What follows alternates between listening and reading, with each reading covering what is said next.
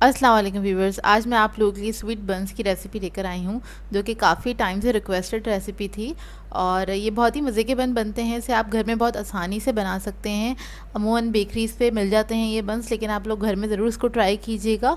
और कराची में तो बहुत ज़्यादा फेमस है ये नाश्ते में, बहुत शौक से खाए जाते हैं। मस्का बन के नाम से ज़्यादा मशहूर हैं ये बंस। तो वीडियो को लास्ट तक ज़रूर देखिएगा। अगर आप मेरे चैनल पर नए हैं तो मेरे चैनल को सब्सक्राइब करें और साथ ही साथ बेल आइकन को क्लिक करना ना भूलें। इससे मेरे आने वाली हर वीडियो की नोटिफिकेशन आपको सबसे पहले मिलेगी। मेरी वीडियोस अच्छी लगे तो उसको लाइक करें और इसको शेयर भी ज़रूर करें। तो चलिए आइए इसके इंग्रेडिएंट्स नोट कर लेते हैं। इसके लिए मैंने लिया है मैदा 2 कप, 250 ग्राम के बराबर है ये।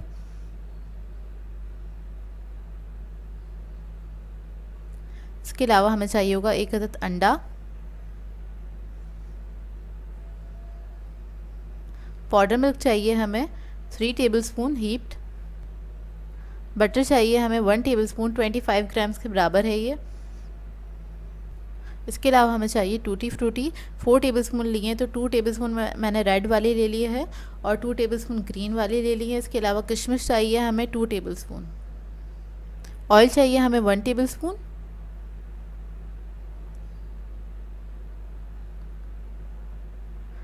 शुगर चाहिए हमें 4 टेबलस्पून और ये दानेदार चीनी हैगी regular sugar. Half tea spoon salt है हमारे पास और हाफ़ टी स्पून है ब्रेड इम्प्रूवर। ईस्ट है हमारे पास 1.5 टीस्पून। इसके अलावा हमें वनीला एसेंस चाहिए 1/4 टीस्पून। येलो फूड कलर चाहिए होगा फ्यू ड्रॉप्स। इसके अलावा हमें चाहिए लेमन एसेंस है हमारे पास हाफ़ टीस्पून। तो मैं क्या करूँगी, लेमन एसेंस को और वनीला एसेंस को हम मिक्स कर देंगे। तो half tea spoon lemon essence मैं वनीला एसेंस के अंदर ऐड करके ही रख लूँगी अपने पास।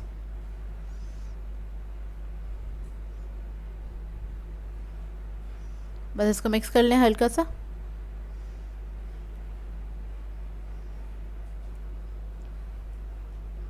और पानी चाहिए हमें हस्बे ज़रूरत। सबसे पहले हम मैदा ले लेंगे और उसके अंदर ड्राई इंग्रेडिएंट्स ऐड कर देंगे सारे। पाउडर मिल्क भी मैंने इसी के साथ ऐड कर दिया है। पाउडर मिल्क आप कोई भी ले सकते हैं, फुल क्रीम होना चाहिए, जो भी अच्छे ब्रांड का आपके पास मौजूद हो आप लोग ले सकते हैं। इसको बस हाथ से मिक्स कर लें अच्छी तरीके से। फिर इसके अंदर मैं ऑयल ऐड कर दूँगी और उसको भी मैं मिक्स कर लूँगी बहुत अच्छी तरीके से। तो इसको मैंने मिक्स कर लिया बहुत अच्छी तरीके से।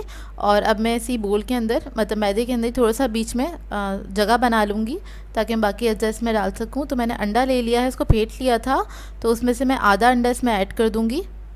उसके बाद मैं इसके अंदर डालूँगी एसेंस।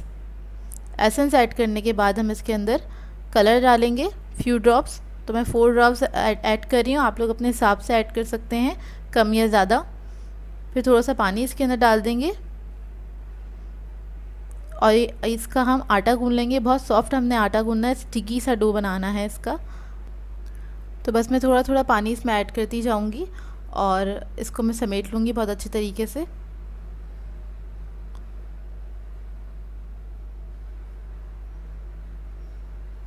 ये देख लीजिए, इसको मैंने समेट लिया है। इसके बाद मैं इसको काउंटर पे रख दूँगी सारे डो को। तो ये देखिए कितना स्टिकी, आप लोगों को अंदाज़ा हो रहा होगा, इतना ही स्टिकी डो होना चाहिए। काउंटर आपका क्लीन होना चाहिए क्योंकि इसको हम नीट करेंगे काउंटर के ऊपर ही बहुत अच्छे तरीके से। तकरीबन 10 से 12 मिनट तक हमें इसको नीट करना है इसी तरीके से। और बीच में जो भी स्टेप्स होंगे मैं आपको बताती जाऊँगी। तो स्क्रैपर से आप इसको समेटते जाएँ एक साइड से और दूसरे हाथ से इसको आप ना नीट करते चले जाएँ। तो मैंने मैदा ले लिया है 1/4 कप के बराबर। तो थोड़ा सा मैं इसको डस्ट करूँगी, बहुत थोड़ा सा इस्तेमाल होगा, पूरा नहीं इस्तेमाल होगा, लेकिन एहतियातन मैंने ले लिया है। तकरीबन 3-4 मिनट इसको आप नीट करेंगे। उसके बाद आपने थोड़ा सा मैदा लगाना है इसके ऊपर और फिर से इसको आपने नीट करना है बहुत अच्छे तरीके से। तो बस इसको मैं थोड़ा सा नीट कर रही हूँ, मैदा इसी के अंदर पूरा मतलब जब्स हो जाए अच्छे से, इसके अंदर मिक्स हो जाए। और आपने बस परफेक्ट रिज़ल्ट्स चाहिए तो आपने स्टेप्स को फॉलो करना है, वीडियो को गौर से देखना है। जैसे जैसे मैं स्टेप्स करती जा रही हूँ उस तरह से आपने स्टेप्स करने हैं। और डो देख लीजिए कितना सॉफ्ट है हमारा, तो इतना ही सॉफ्ट होना चाहिए आपका डो।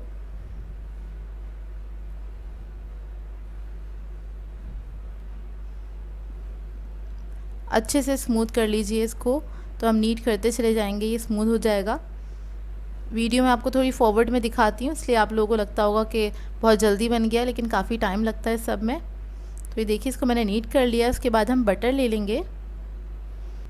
तो बटर को मैंने इसी के अंदर मिक्स करना है और इसको हम नीट करते चले जाएंगे। दोबारा से थोड़ा सा स्टिकी हो जाएगा डो, लेकिन उससे आप घबराइएगा नहीं, बस इसको आप नीट करते चले जाइएगा। बटर बिल्कुल अच्छे से इसके अंदर जब्स हो जाएगा, बिल्कुल गायब हो जाएगा इसके अंदर। और फिर हम थोड़ा सा मैदा इस पर डस्ट करेंगे और इसको हम फाइनल कर लेंगे। तकरीबन 12 से 15 मिनट लगे थे मुझे इस प्रोसेस में, इसको नीट करते करते। और ज़्यादा मेहनत नहीं लगती क्योंकि काफ़ी स्टिकी डो है, तो इतनी ज़्यादा आपको फोर्स नहीं लगानी पड़ती इसको नीट करने में, जल्दी हो जाता है, पता भी नहीं चलता। अगर आप बेकिंग का शौक़ रखते हैं तो आपको पता भी नहीं चलेगा। तो इसके अंदर मैंने अशरफियाँ वगैरह ऐड कर दी हैं, तीनों चीज़ें, किशमिश, अशरफियाँ, और इसको भी मिक्स कर लूँगी बहुत अच्छी तरीके से। और इसको मिक्स करने के बाद इस स्क्रैपर से इसको अच्छे से समेट लें और थोड़ा सा मैं मैदा डस्ट करूँगी 1 टेबलस्पून के बराबर। और इसको हम फाइनली मतलब इसको नीट कर लेंगे, अच्छे से स्मूथ कर लेंगे चारों तरफ से, ताकि हैंडल करने में इजी हो। क्योंकि इस वक्त भी काफ़ी ज़्यादा स्टिकी है, इतना ही स्टिकी होता है बंस वगैरह का जो डो होता है, स्वीट बंस का खासकर, क्योंकि वो बहुत ज़्यादा सॉफ्ट होते हैं और सिल्की स्मूथ इसका डो होना चाहिए बिल्कुल। तो ये देखिए इसको बस मैंने नीट कर लिया, अच्छे से स्मूथ कर लिया है। अब मैं आपको दिखाती हूँ इसका टेक्सचर कैसा होना चाहिए। तो हमने इतना इसको नीट किया है, इतना स्ट्रेची हो गया है कि आप इसको कितना भी खींचेंगे तो ये टूटेगा नहीं।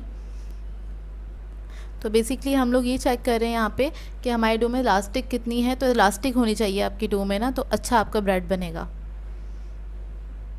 बस इसको हल्का सा मैं स्मूथ करूँगी और इसको हम रख देंगे राइस करने के लिए तकरीबन 1 घंटे के लिए। तो मैंने वही बोल ले लिया, उसके अंदर थोड़ा सा ऑयल लगा लिया है अच्छे से। तो इसको मैं इसी के अंदर रख दूँगी कवर करके 1 घंटे के लिए। तो ये देखिए 1 घंटा हो चुका है, तो हमारा डो जो है बहुत अच्छा राइज हो चुका है। हम थोड़ा सा मैदा ले लेंगे, उसको फ्लोर पे डस्ट कर लेंगे अच्छे तरीके से और ये सारा डो मैं इसी पे डाल दूँगी। देखिए कितना इजीली निकल आया उसमें से। उसके बाद मैं इसको हल्का सा नीट करूँगी, थोड़ा सा मैदा इसके ऊपर डस्ट करके। जितनी इसमें एयर थी ना वो सारी हम निकाल देंगे नीट करते करते इसमें से। इसके बाद मैं इसके 2 हिस्से कर लूँगी, 2 हिस्सों में इसको डिवाइड कर लूँगी, क्योंकि मैं इसके 2 तरह के बंस बना रही हूँ इसलिए। तो एक पोर्शन लूँगी इसका मैं, इसको मैं हल्का सा नीट करूँगी। नीट करके इसको थोड़ा सा रोल कर लेंगे। उसके बाद मैं इसके 6 हिस्सों में इसको डिवाइड कर दूँगी। 6 पेड़े बनाने हैं बेसिकली हमें इसके, और वो बराबर साइज़ के हों तो उसको बराबर कर लीजिएगा। जहाँ से थोड़ा कम लगे आप उसके अंदर ऐड कर दीजिए। और बस इसके में जिस तरह से हमारे नॉर्मल पेड़े बनते हैं उस तरह से हमने इसके पेड़े बना लेने हैं, हल्का सा नीट करते हुए इसको। एक बात का ख्याल रखिएगा, जो आप पेड़े बना रहे हैं वो एकदम स्मूथ और नीट होने चाहिए। तो इसी तरह मैं सारे पेड़े बना के तैयार कर लूँगी। अब मैं डो का दूसरा हिस्सा लूँगी और पहले मैं फ्लोर पे थोड़ा सा मैदा जो है वो डस्ट कर लूँगी। इसको हम इस तरह से रोल कर लेंगे। इसको थोड़ा सा नीट करना है और इसको देख लीजिए मैं किस तरह से इसको रोल कर रही हूँ। थोड़ा सा इसको हमें लंबा सा रोल करते हुए थोड़ा सा लंबा कर देना है, क्योंकि इसका मैं स्प्रिल बनाऊंगी। ये देख लीजिए इसको मैं किस तरह से नीट कर रही हूँ, थोड़ा सा अंदर मोड़ते हुए, और इसको हल्का सा स्ट्रेच भी कर रही हूँ।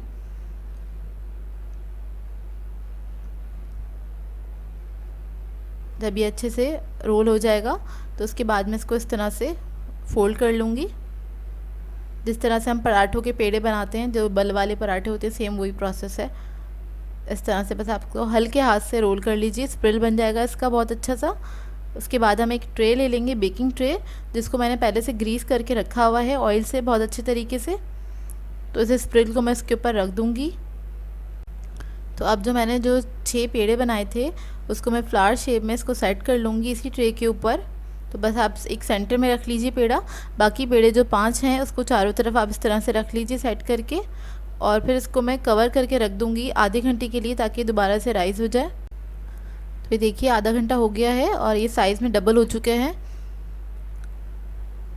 तो ये स्प्रेड वाला शेप थोड़ा सा आउट लग रहा है, इसको मैं सेट कर लूँगी हाथ से, नहीं तो ब्रेड जो बन है हमारा वो अच्छे शेप में नहीं बनेगा। इसको हल्का सा लूज़ कर रही हूँ। तो ये हल्का सा लूज़ कर लीजिए। उसके बाद इसके ऊपर मैंने अंडा जो आधा बचाया था, तो वो सारा जो अंडा है वो मैं इसके ऊपर लगा दूँगी। अच्छे से ब्रश कर लीजिए इसको। तब इस पे आप अच्छे से अंडा लगा लें तो उसके बाद ऊपर मैं थोड़ी सी अशरफियाँ और किशमिश जो है इसके ऊपर थोड़ी सी स्प्रिंकल कर दूँगी। ये ऑप्शनल है, अगर आप लोग ऐड करना चाहते हैं तो कर सकते हैं। मैंने थोड़ा खूबसूरती के लिए इसके ऊपर भी मैंने थोड़ी सी स्प्रिंकल कर दिए ये रेड ग्रीन, और इससे बहुत अच्छा कलर आ जाता है, थोड़ा प्रेजेंटेबल भी लगता है। अच्छा, मैंने ओवन जो है अपना कुछ 15 मिनट पहले ऑन कर दिया था 180 डिग्री पे। तो हम इसको 180 डिग्री पे बेक करेंगे 30 टू 35 मिनट्स के लिए। तो ये आराम से बंस जो है हमारे रेडी हो जाएंगे 35 मिनट्स के अंदर। और पतीले की बेकिंग टाइम मैं लिख दूंगी आगे, आप लोग चेक कर लीजिएगा। तो इसको आप पतीले में भी बना सकते हैं, क्योंकि मैं पतीले में भी आप लोगों को बंस बनाना बता चुकी हूँ।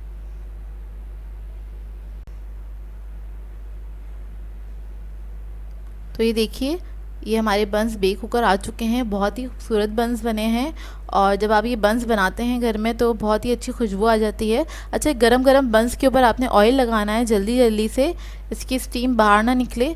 आपने बस फ़ौरन से निकालना है ओवन से बाहर, और आपने इसको जल्दी जल्दी से ऑयल लगा देना। ऑयल लगाने के बाद इसको आप अच्छा कोई भी मोटे कपड़े से इसको आप बिल्कुल कवर कर देंगे, इसकी स्टीम बाहर नहीं निकलनी चाहिए। और कवर करके आप आधे घंटे के लिए छोड़ दें, चारों तरफ से पैक कर दीजिएगा अच्छी तरीके से, काउंटर पे ही छोड़ दीजिएगा आधे घंटे के लिए। तो ये देखिए, आधा घंटा गुजर गया है, अपने बंस हम चेक कर लेते हैं। तो ये कपड़ा हटा देंगे हम इसके ऊपर से। ये स्टेप करना बहुत ज़रूरी है, तो इसको मिस नहीं करिएगा। तो आप बंस देख लीजिए, इतने सॉफ्ट इतने फ्लफ़ी बने हैं, बहुत ज़्यादा ही सॉफ्ट बने हैं ये बंस, बहुत ही मज़े के बने थे। अच्छा, इस वक्त ये बहुत ज़्यादा गर्म है तो मैं आपको इसको तोड़ के नहीं दिखा सकती हूँ, ठंडे हो जाएं फिर दिखाऊंगी। तो ये देख लीजिए, बंस हमारे ठंडे हो गए हैं। इसको मैंने काउंटर पे ऐसे ही छोड़ दिया था कपड़ा हटा के, और अब मैं इसको ट्रे पे से निकाल लूँगी अच्छे से। एहतियात से निकाल लीजिए, क्योंकि सॉफ्ट बंस है तो टूट सकते हैं। ये हाथ से बहुत आराम से निकल गए हैं। इस रेसिपी को ट्राई ज़रूर कीजिएगा, और जो मुझसे रिक्वेस्ट कर रही थी काफ़ी अरसे से, तो वो ज़रूर ट्राई करें इस रेसिपी को। तो अपना फ़ीडबैक ज़रूर दीजिएगा मुझे। तो ये देख लीजिए, बंस कितने सॉफ्ट और फ्लफ़ी बने हैं, और जायके में भी बहुत अच्छे बने थे ये बंस। अच्छा, मीठा आप लोग अपने हिसाब से भी रख सकते हैं, तो कम या ज़्यादा, अगर आप लोगों को ज़्यादा पसंद है आप लोग ज़्यादा भी ऐड कर सकते हैं। अंदर से इसका टेक्सचर देख लीजिए, बिल्कुल परफेक्ट बंस बने थे। इसको आप एक बार घर में ट्राई करेंगे तो आप बाज़ार से लाना भूल जाएंगे बंस, ये इतने अच्छे बनते हैं घर के अंदर। तो इस रेसिपी को ट्राई ज़रूर कीजिएगा, और अपना फ़ीडबैक ज़रूर दीजिएगा, बताइएगा ज़रूर आप लोगों को कैसी लगी ये रेसिपी। इन बंस को आप सुबह के नाश्ते पे एंजॉय कर सकते हैं, जैम या बटर के साथ आप इसको एंजॉय करें, बहुत ही मज़ेदार लगते हैं ये बंस। और आप लोग चाहें तो इसको फ्रिज में रख के सेव भी कर सकते हैं कुछ दिनों के लिए। जब भी आपको खाना हो तो आप थोड़ी देर के लिए इसको ओवन में रख दीजिए, प्री हीट करें ओवन को, और ये फ्रेश हो जाते हैं दोबारा से बन। सो व्यूअर्स, अगर आप लोगों को मेरी रेसिपीज़ अच्छी लगती हैं तो मेरे चैनल को सब्सक्राइब करें, लाइक करें, कमेंट ज़रूर किया करें, शेयर भी ज़रूर किया करें अपने फ्रेंड्स के साथ, फैमिली के साथ। तो मुझे अपनी दुआ में याद रखिएगा। अल्लाह हाफ़िज़।